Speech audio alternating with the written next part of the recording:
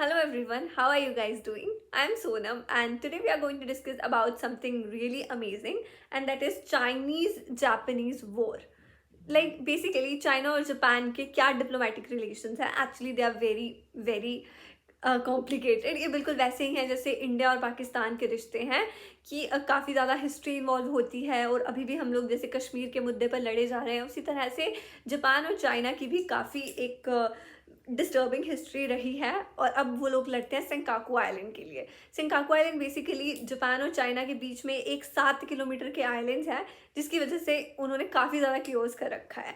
तो अब आप सोच रहे होंगे कि सिर्फ 7 किलोमीटर के लिए लड़ाइयाँ क्यों कर रहे हैं। चाइना तो वैसे भी उसका लैंड मास इतना ज़्यादा है, तो 7 किलोमीटर के लिए वाइड इज़ फाइटिंग।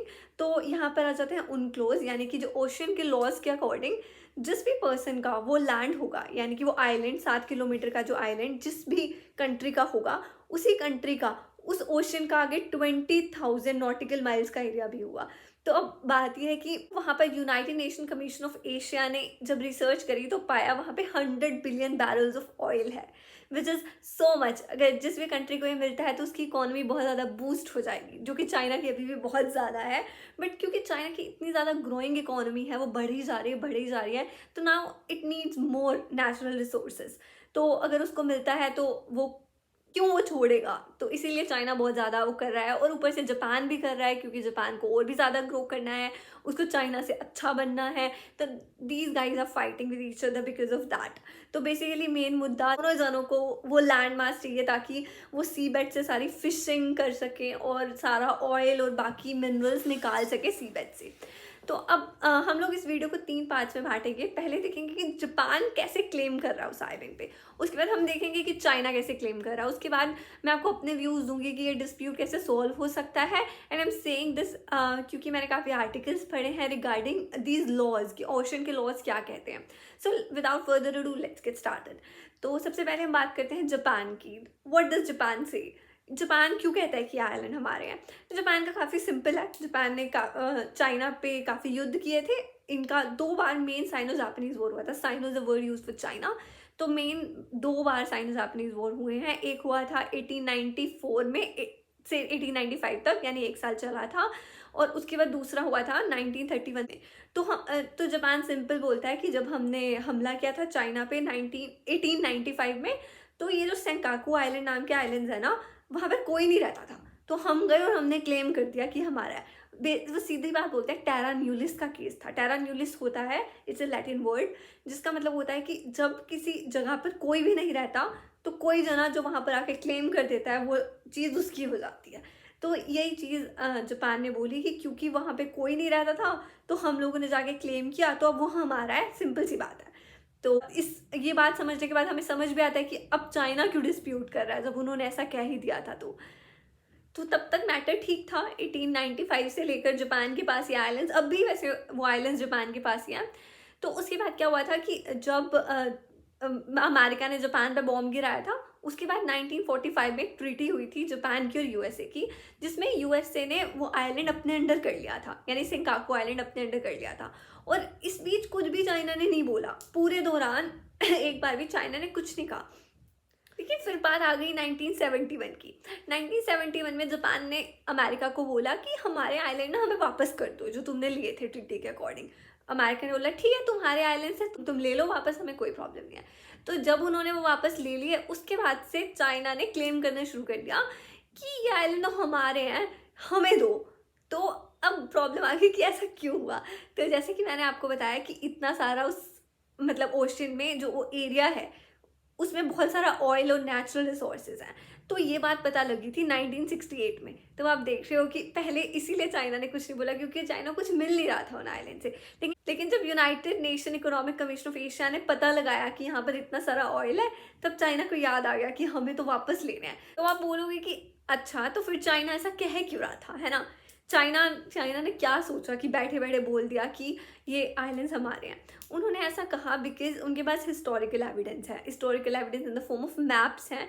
वो मैप दिखाकर चाइना कहता है कि देखो, हमारे जो पुराने पूर्वज थे ना 14th सेंचुरी में भी, तब भी वो लोग जब आए, मतलब यहाँ पर पूरे सी में जब वो घूमते थे अपनी शिप्स लेके, तो सेंकाकू आइलैंड तो मेन नेविगेशन पॉइंट होता था। इसको तो ध्यान रखकर हम लोग सी में घूमा करते थे, हमारे पास मैप्स अवेलेबल हैं कि ये हमारा है।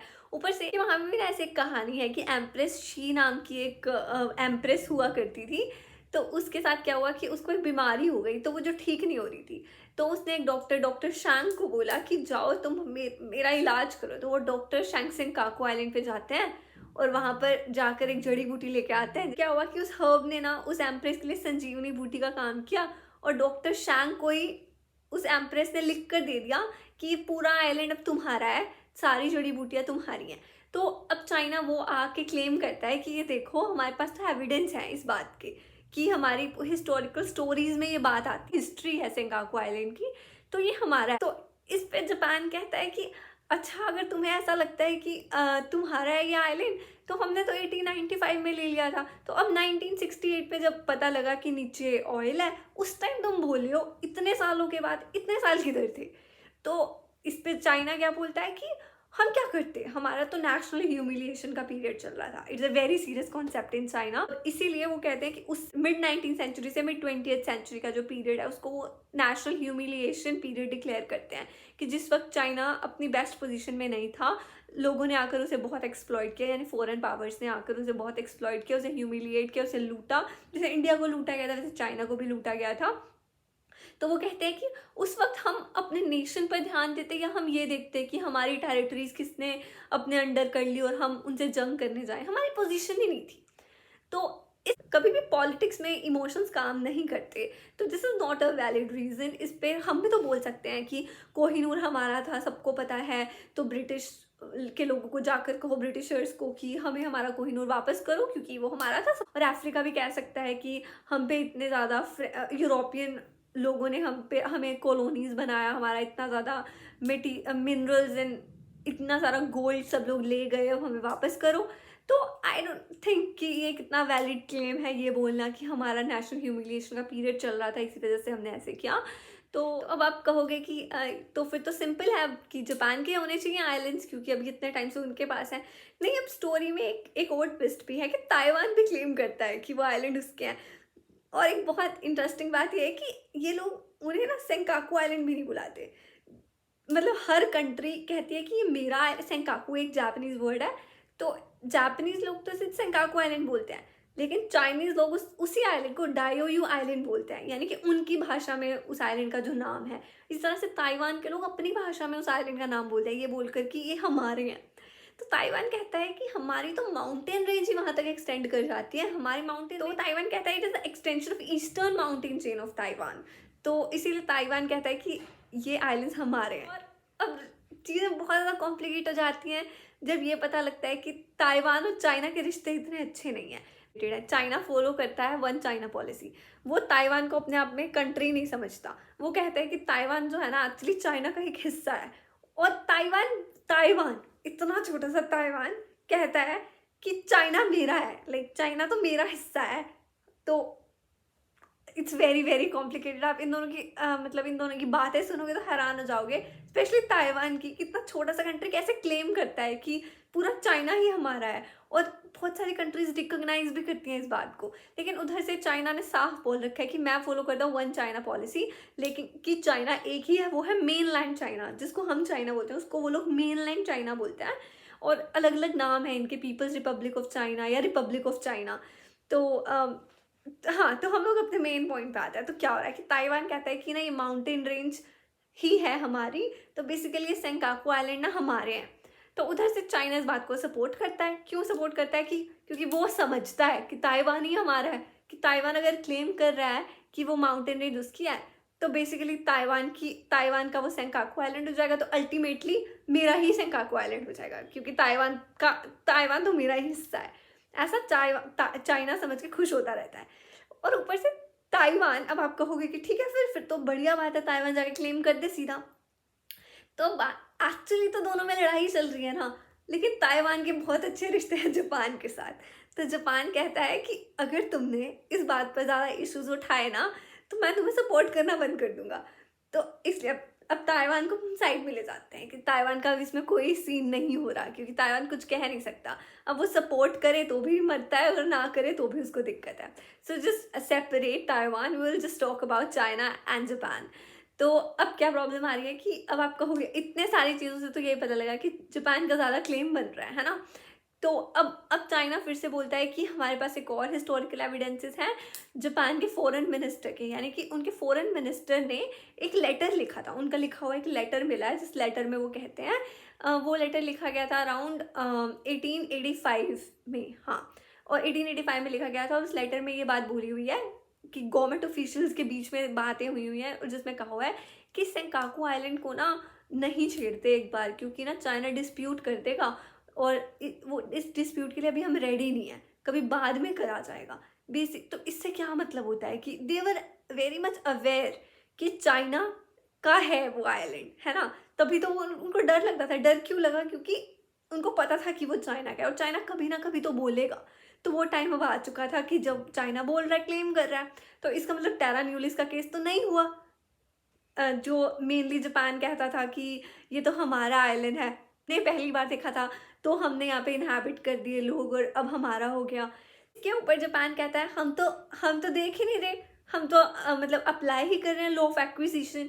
इसका मतलब होता है कि एक पर्टिकुलर टाइम पीरियड तक अगर कोई भी किसी टेरिटरी को क्लेम नहीं करता ना, कोई और कंट्री, तो वो वाली जो चीज़ होती है वो हमारी हो जाती है। जापान कहता है कि इतने वक्त से किसी ने इस पे क्लेम नहीं किया, तो ये बात अब हमारा हो गया। तो now that we have seen in detail कि प्रॉब्लम कहाँ चल रही है, तो अब कंक्लूजन लाते हैं। तो ओपिनियन क्या है कि कैसे ये डिस्प्यूट सॉल्व किए जा सकते हैं। तो अब मुझे लगता है कि मेन प्रॉब्लम ना सी लॉज में है। सी लॉज में आपको बताती हूँ, उन क्लॉज कहते हैं, यानी कि United Nation convention of sea law. जिस तो ये सी लॉ क्या बोलते हैं कि हम ऐसे समझो कि मान लो कि एक कंट्री है, वो एक कंट्री जब खत्म होती है तो वहाँ से ओशन शुरू हो जाता है। तो ये सी लॉ कहते हैं कि आपकी जो कंट्री की बाउंड्री है ना, वहाँ से लेके 12 किलोमीटर तक का जो एरिया है ना, वो आपकी कंट्री का ही हिस्सा होगा, उस ओशियन का। वो मतलब उसको किलोमीटर नहीं बोलते, उसको नॉटिकल माइल्स बोलते हैं। मतलब पानी में अब हमने मेजरमेंट करनी है ना, तो हम अपने यूनिट चेंज कर लेंगे मेजरिंग की। किलोमीटर्स लैंड के लिए होती है, ओशन के लिए नॉटिकल माइल्स होती है, and it is quite double of kilometres. जैसे कि 1 किलोमीटर में 1000 मीटर होते हैं, तो एक नॉटिकल माइल में 1800 समथिंग मीटर्स होता है, तो बेसिकली ऑलमोस्ट डबल होता है। हाँ, तो मेन पॉइंट पे आता है। तो 12 नॉटिकल माइल्स तक का जो एरिया है ना, तो वो उसी कंट्री का होता है, यानी कि वो कंट्री के लोग और गवर्नमेंट ही उस एरिया में आराम से फिशिंग कर सकती है, वहाँ के मिनरल रिसोर्सेज को यूज़ कर सकती है, एक्सप्लॉइट कर सकती है, कुछ भी कर सकती है, वो उसका है बेसिकली। अब बात करेंगे एक्सक्लूसिव इकोनॉमिक जोन्स की। एक्सक्लूसिव इकोनॉमिक जोन की जो क्या होता है कि बाउंड्री से लेकर 200 नॉटिकल माइल्स का जो एरिया होता है ना, उसको बोलते हैं एक्सक्लूसिव इकोनॉमिक जोन। कंट्री को ना ज्यूरिस्डिक्शन पावर्स मिलती हैं, तो बेसिकली कुछ हक मिलते हैं उस कंट्री को उस एरिया के अंदर। तो अब बात ये आ रही है कि जैसे मैंने आपको स्टार्टिंग में बताया था ना कि जिसका वो आइलैंड हो जाएगा ना, उसको 20,000 माइल्स का एरिया मिलेगा, क्योंकि वो सी लॉज के अकॉर्डिंग वो उसे पोजेस करता है। तो प्रॉब्लम है मेनली सी लॉज के अंदर। मैं ऐसा बिलीव करती हूँ कि सी लॉज को बदलने की ज़रूरत है। सबसे पहले तो इतने कॉम्प्लिकेटेड होने ही नहीं चाहिए कि एक अनइनहेबिटेड सा लैंड है, वो एक अनइनहेबिटेड सा लैंड जिसपे दोनों कंट्रीज अपनी सोवरेनिटी प्रूव करने की ट्राई करे जा रही हैं, और जैसे ही वो उसको कर लेगी तो उन्हें इतना सारा इकोनॉमिकली फ़ायदा हो जाएगा।